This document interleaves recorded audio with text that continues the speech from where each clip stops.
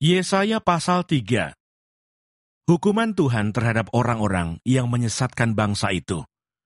Maka sesungguhnya Tuhan semesta alam, akan menjauhkan dari Yerusalem dan dari Yehuda setiap orang yang mereka andalkan, segala persediaan makanan dan minuman, pahlawan dan orang perang, hakim dan nabi, petenung dan tua-tua, perwira dan orang-orang yang terpandang, penasehat dan ahli sihir, dan orang yang paham mantra.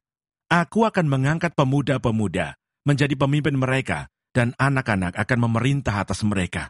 Maka bangsa itu akan desak-mendesak, seorang kepada seorang, yang satu kepada yang lain. Orang muda akan membentak-bentak terhadap orang tua, orang hina terhadap orang mulia. Sehingga apabila seorang memegang saudaranya di rumah ayahnya dan berkata, "Engkau masih mempunyai jubah, jadilah pemimpin kami, dan reruntuhan ini di bawah kuasamu."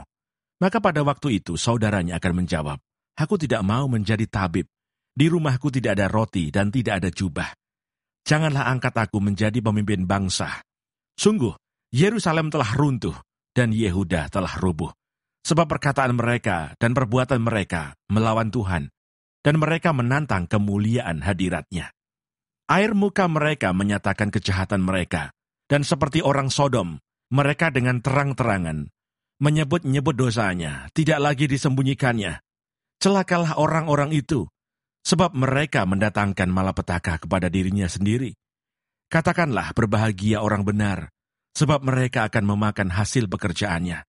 Celakalah orang fasik, malapetaka akan menimpanya, sebab mereka akan diperlakukan menurut perbuatannya sendiri.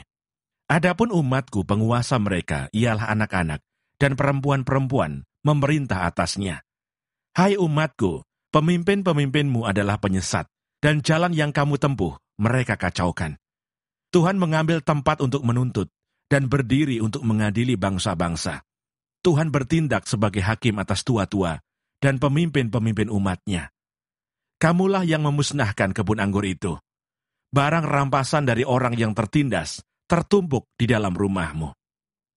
Mengapa kamu menyiksa umatku, dan menganiaya orang-orang yang tertindas? Demikianlah firman Tuhan Allah semesta alam.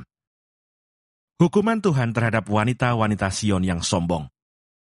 Tuhan berfirman, oleh karena wanita Sion telah menjadi sombong, dan telah berjalan dengan jenjang leher, dan dengan main mata, berjalan dengan dibuat-buat langkahnya, dan gemerincing dengan giring-giring kakinya. Maka Tuhan akan membuat batu kepala wanita Sion penuh kudis, dan Tuhan akan mencukur rambut sebelah dahi mereka.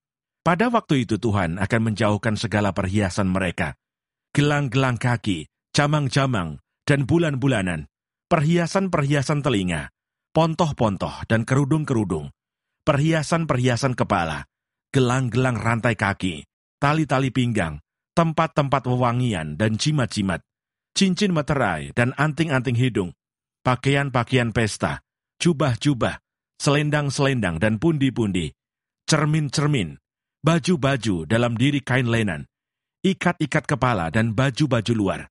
Maka sebagai ganti rempah-rempah harum, akan ada bau busuk, sebagai ganti ikat pinggang seutas tali, sebagai ganti selampit rambut kepala yang gundul, sebagai ganti pakaian hari raya, sehelai kain kabung, dan tanda selar sebagai ganti kemolekan. Orang-orangmu akan tewas oleh pedang, dan pahlawan-pahlawanmu oleh perang. Pintu-pintu gerbang Sion akan mengaduh dan berkabung, dan kota itu akan seperti perempuan bulus yang duduk di bumi. Yesaya pasal 4. Pada waktu itu 7 orang perempuan akan memegang seorang laki-laki serta berkata, "Kami akan menanggung makanan dan pakaian kami sendiri. Hanya biarlah namamu dilekatkan kepada nama kami. Ambillah aib yang ada pada kami." Yerusalem disucikan dan dilindungi. Pada waktu itu tunas yang ditumbuhkan Tuhan akan menjadi kepermaian dan kemuliaan, dan hasil tanah menjadi kebanggaan dan kehormatan bagi orang-orang Israel yang terluput.